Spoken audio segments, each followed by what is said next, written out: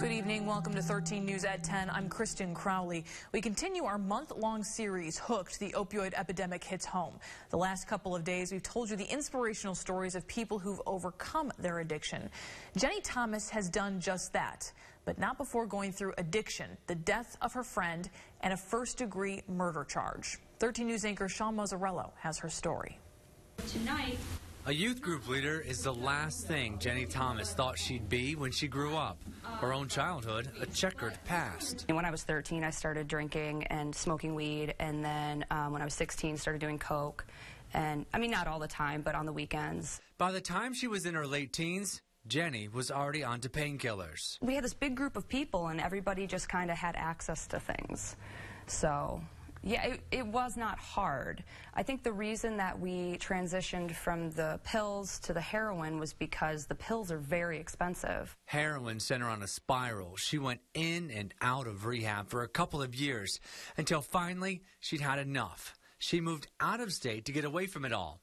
Things were finally headed in the right direction until a knock on the door changed it all. I was like, what are you talking about? First-degree murder? Oh, my gosh. A few months prior to that knock on the door, Jenny had been at home in Rockford visiting her friends. One of them overdosed and died in her house. She was now charged with his murder because she became intertwined in the drug deal that led to him ODing. I was in the passenger seat, and my friend was in the driver's seat.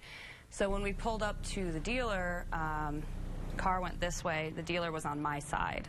So my friend handed me the money, and I handed it to the dealer, and the dealer handed me the drugs, and then I handed it to my friend. After the exchange, they went back to Jenny's parents' house. She says her friend got high. She did not. Eventually, they fell asleep in separate rooms. But when she got up at one point to check on him, something was wrong. And I smacked him to try to wake him up, and he was not responsive. I called 911, and then they got there, took him out, but he'd already been gone. It was a really bad night. While she was in jail for several months waiting for her day in court, she hit rock bottom.